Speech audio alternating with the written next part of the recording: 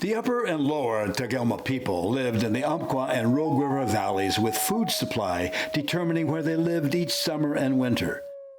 They spoke Tagelma, meaning those living alongside the river.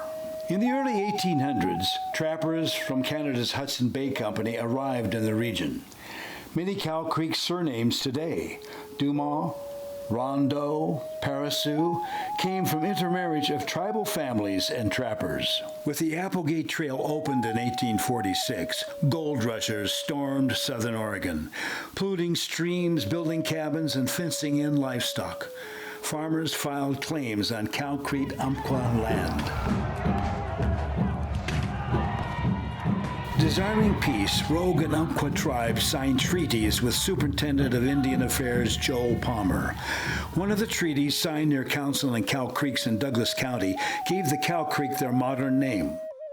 The U.S. Army and Rogue Indian Wars drove Cow Creek people to the Grand Ronde Reservation near Salem. Some Cow Creeks fled. Others hid for decades before compelled to assimilate into the white man's world. In 1982, President Reagan signed H.R. 6588, recognizing Cow Creek Band of Umpqua Tribe of Indians as a sovereign nation.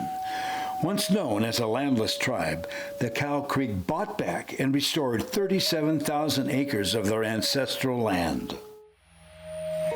Southern Oregon Experience. Stories from our region's history.